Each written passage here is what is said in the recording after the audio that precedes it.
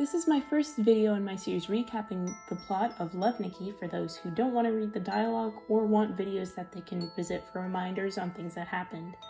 These will not be quick and concise 1-minute recaps or anything of that sort, as I may go into more detail on some aspects of the plot for those who want a more in-depth look at the story. Here I will just be covering the prologue, but in later episodes I will be covering entire chapters. King Side, the legendary designer known across Maryland, dies in the year 672 of the New Era. In his death, he left behind 3 legacy works. The 7 nations of Maryland each want the relics for themselves, willing to fight in wars to get them. Now, I'm going to take a moment here to jump back in time and add some background on why, for many citizens of Maryland, war carries extra weight. We're going to jump back to the year 342.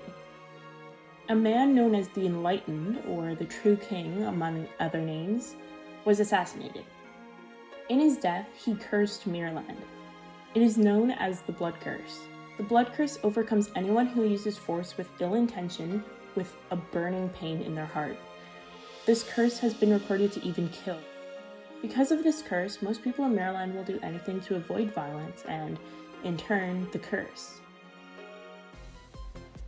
To avoid war, the nations agreed to engage in styling competition to distribute King Side's legacies. The competitions were held in Rotterdam, a city in Apple Federation. The matches carried out over 9 days in great intensity. Participants ranged in skill and experience. At the end, there were 2 winners, and neither were master stylists. The first was 16-year-old Princess Elle of Pigeon Kingdom. She won 2 legacies and earned the nickname the Reincarnated Goddess. The other winner was a common girl who no one knew. She went by the name Push to Sell. After the competition, she took her legacy and disappeared. This contest became known as the 9-Day War. 4 years later, in the year 676, 20-year-old Elle inherits the throne to Pigeon Kingdom. Thus begins the era of Iron and Blood Queen. Queen Elle establishes the Iron Rose Stylist Legion, a group that consists of 10 master stylists who travel Maryland to obtain exclusive designs by any means necessary. In the year 680, Nikki and Momo find themselves in a forest. A magic projection of a woman, also called a shadow, greets them. The shadow is Queen Nanari of Lilith Kingdom, and she welcomes them to Maryland.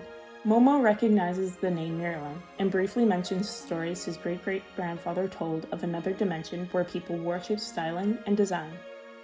Queen Nanari tells Nikki that she summoned her to change the fate of this world. Nanari gives Nikki some clothes, and they have a styling contest with the theme Neat and Simple Daily Attire. Nikki wins. Queen Nanari reveals that she's too weak to continue on with Nikki, but assures her that her fate awaits. From here, their journey begins.